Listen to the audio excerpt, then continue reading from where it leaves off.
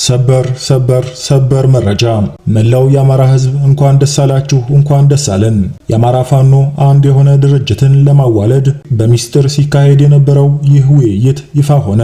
ክቡራን አድማጮቻችን፣ አሁን የደረሰንን ይህን አስደሳች ሰበር መረጃ እንደወረደ የምናስደምጣችሁ ይሆናል። ቻናሉን ሰብስክራይብ በማድረግ እንዲሁም ለብዙዎች ሼር በማድረግ እንዲዛመት አድርጉ እያልኩኝ በቀጥታ ወደ መረጃው አለፍኩ። ከአማራ ፋኖ ህዝባዊ ኃይል የተሰጠ መግለጫ። የቋራ ቃል ኪዳን የአማራ ህዝብ የጀመረውን የህልውና ተጋድሎ በከፍተኛ ሁኔታ የተጋጋለበት ዘመን ላይ እንገኛለን። የአማራ ክልልን ጨምሮ በበርካታ የሀገሪቱ አካባቢዎች እየተደረገ ያለውን የህልውና ትግል ህዝባዊ መሰረት ያለው በመሆኑ በአንድ ወጥ ድርጅት እየተመራ ባይሆንም አመርቂ ውጤት እያስመዘገበ ይገኛል። ትግሉ ግለቱን ጠብቆ የበለጠ እንዲፋፋምና በአጭር ጊዜ የአማራ ህዝብ ነጻነትን ያረጋግጥ ዘንድ ይህንን ትግል የሚያቀናጅና የሚያስተባብር የጋራ አመራር ያለው ድርጅት መውለድ ጊዜው የጠበቀው አንገብጋቢ ጉዳይ ሆኖ ተገኝቷል። ይህንን አንገብጋቢ ጥያቄ ለመመለስ ሙከራ ተደርጓል። ብዙ ውጣ ውረዶችም ታልፈዋል። በመጨረሻም የአማራ ህዝብ የናፈቀው ሀገር ወዳድ ኢትዮጵያዊ ሁሉ የተመኘው መላው የፋኖ ሰራዊት የጠበቀው ታሪክ እንዲፈጸም የጠበቀው ጉዳይ ተጠናቋል። የአማራ ፋኖ በጎጃም፣ የአማራ ፋኖ በወሎ፣ የአማራ ፋኖ አንድነት በጎንደርና የአማራ ፋኖ በሸዋ ከፍተኛ አመራሮች በጋራ ቋራ ጎንደር ባደረጉት ቀናትን የወሰደ መስራች ጉባኤ ዛሬ ግንቦት 1 2017 ዓ.ም የአማራ ፋኖ ብሔራዊ ኃይል አማራ ፋኖ ናሽናል ፎርስ የተሰኘ ድርጅት መመስረታቸውን ለመላው ሰራዊታችን ለአማራ ህዝብና ለትግሉ ደጋፊዎች እናበስራለን። መላው የትግላችን ደጋፊዎች እንኳን ደስ አላችሁ። የአማራ ፋኖ ብሔራዊ ኃይል በአማራ ብሔርተኝነት የፖለቲካ ርዕዮተ ዓለም ላይ የቆመ ህዝባዊ ተጋድሎ የሚመራ ሲሆን የድርጅታችን ዋነኛ ተልዕኮ እየተደረገ ያለውን የህልውና ትግልና ህዝባዊ አብዮት ማስተባበርና ማቀናጀት ይሆናል። ድርጅታችን የአማራ ፋኖ ብሔራዊ ኃይል በኢትዮጵያ ሉዓላዊትና አንድነት ላይ የማያወላውል አቋም ያለው ሲሆን የአማራ ህልውና የሚረጋገጠውም ከሌሎች ኢትዮጵያውያን ኃይሎች ጋር በሚደረግ የጋራ ትግል የአብይ አህመድን የሽብር አገዛዝ በማስወገድ በምትኩ የሽግግር ሂደት የሚገነባ የጋራ መንግስት ምስረታ እንደሆነ ያምናል።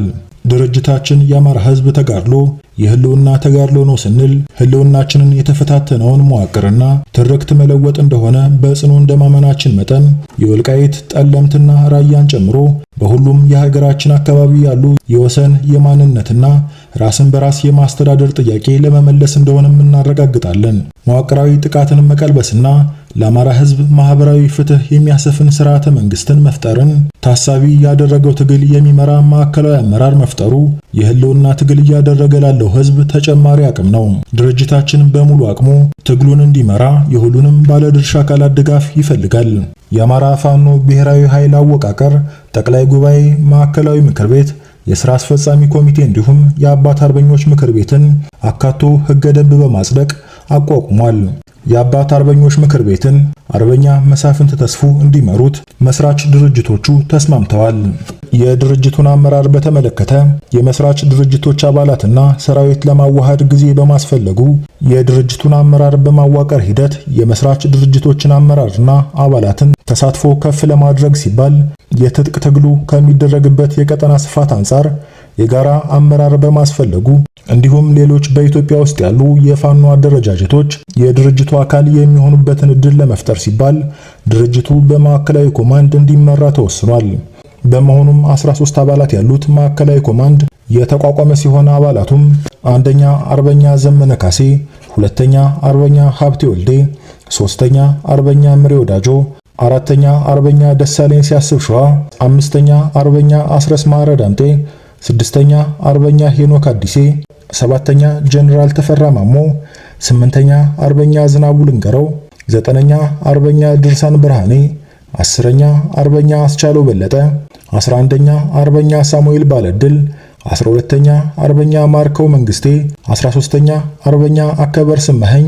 ሙሉ የአመራር ምደባ ተሰርቶ እስከሚጠናቀቅ ማዕከላዊ ኮማንዱ የድርጅቱን የፖሊት ቢሮና የሥራ አስፈጻሚ ኮሚቴ ሚና በመውሰድ የድርጅቱን ወታደራዊ፣ ፖለቲካዊ፣ የዲፕሎማሲና የአስተዳደር ስራዎች እንደሚመራና እንደሚወስን ስምምነት ላይ ተደርሷል። ለመላው የአማራ ህዝብ፣ ለመላው የፋኖ አባላትና አመራሮች በድጋሚ እንኳን ደስ ያላችሁ እያለን የሚከተለውን ጥሪ እናስተላልፋለን። ለመላው የአማራ ህዝብ አሁን የአማራ ፋኖ ትግል ወታደራዊ አቅም፣ ፖለቲካዊ ልምድና ሁሉን አቀፍ አቅም ወደ አንድ ቋት ተሰብስበው ጠላትን የሚያንኮታኩቱበት ወርቃማ ዘመን ላይ ደርሰናል። ከዚህ በኋላ ይህ ግዙፍ አቅም ተአምር ሰርቶ የድላችን ጊዜ ቅርብ መሆኑን በድፍረትና በኩራት መናገር ይቻላል። ይህ እውን ይሆን ዘንድ መላው ሕዝብ በብሔራዊ ኃይሉ ሰብሳቢነት የሚመራውን ተጋድሎ በማንኛውም መልኩ በመደገፍ ከጎናችን እንዲቆም ጥሪ እናስተላልፋለን።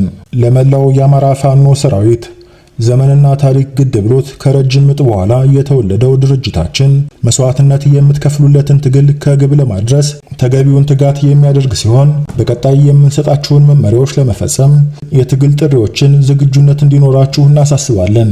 ለአክቲቪስቶች፣ ለጋዜጠኞችና ትግሉን ለምትደግፉ የሚዲያ አካላት ውድ እህትና ወንድሞቻችን ከመነሻው የአንድ መከረኛ ሕዝብ ልጆች ነንና የአንድ አፈር አፈሮች ነንና እኩል የትግሉ ባለቤቶችም ነን።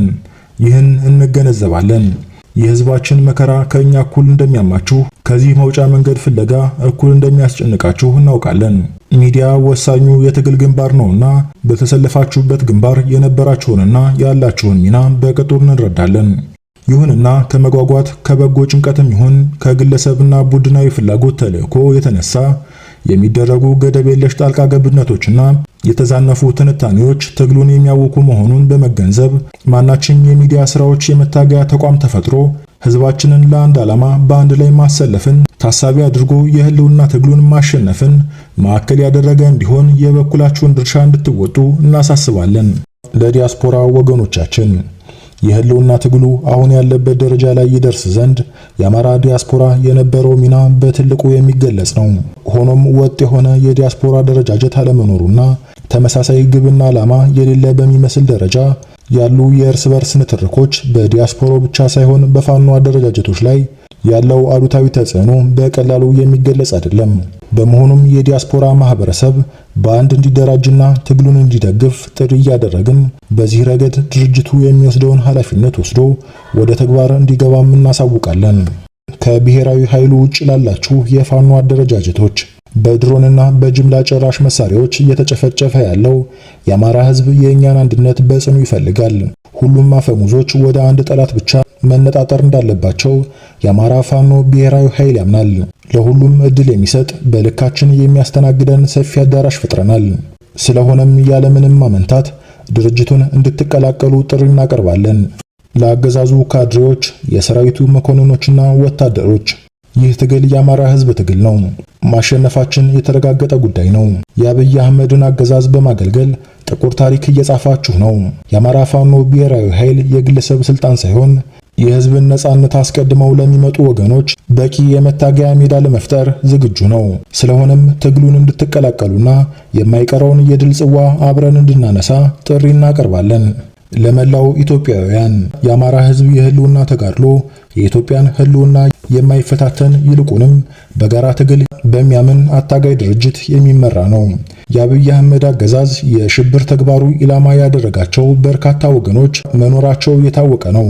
ስለሆነም መላው ኢትዮጵያውያን ይህንን የህልውና ትግል በመደገፍ ከጎናችን እንድትቆሙ ጥሪ እናቀርባለን። በጸረ ብልጽግና ትግል ላይ የምትሳተፉ ነፍጥ ያነሳችሁ ኢትዮጵያውያን የገጠመን ጠላት የዓለም አቀፍ የጦር ህግ የማይገዛው የሞራል ተጠይቅ የሌለበት የሀገርን ሀብት ለሽብር ተግባር የሚያውል የሚመራው ህዝብ ላይ ሽብር በመፍጠር ስልጣን ላይ መቆየት የሚፈልግ ልፍስፍስ ኃይል ነው። ስለሆነም በጠላታችን ላይ በጋራ ለምናደርገው ትግል የተቀናጀና የተናበበ ሁለገብ ትግል በጋራ እንድናደርገው ጥሪ እናቀርባለን። ለዓለም አቀፉ ማህበረሰብ በዓለም የጦርነት ታሪክ ተደርጎ በማይታወቅ ደረጃ በራሱ ህዝብ ላይ የሽብር ተግባር እየፈጸመ ያለው የአብይ አህመድና አገዛዙ በሀገር ስም የሚደረገውን ድጋፍ ለጦርነት ማዋል ከጀመረ ሰነባብቷል። አብይ አህመድ በዩናይትድ አረብ ኤሚሬት አስተባባሪነት የአማራን ህዝብ በድሮንና በጀት እየጨፈጨፈ ያለ ሲሆን የምስራቅ አፍሪካን ቀጠና የጦርነትና የትርምስ ሜዳ በማድረግ ለቀጠናው ሰላምና መረጋጋት ጸር ሆኖ ቀጥሏል። የአማራ ህዝብ ተጋድሎ በድል ሲጠናቀቅ ይህንን ነባራዊ እውነት የሚለውጥ ውጤት እንደሚያመጣም እሙን ነው። ስለሆነም የአብይ አህመድን አገዛዝ ባለመደገፍና ማንኛውንም ዲፕሎማሲያዊ ጫና በማድረግ ለሰላም እጁን እንዲሰጥ የበኩላችሁን ተጽዕኖ እንድታደርጉ ጥሪ እናቀርባለን። የአማራ ፋኖ ብሔራዊ ኃይል ማዕከላዊ ኮማንድ ቋራ፣ አማራ፣ ኢትዮጵያ።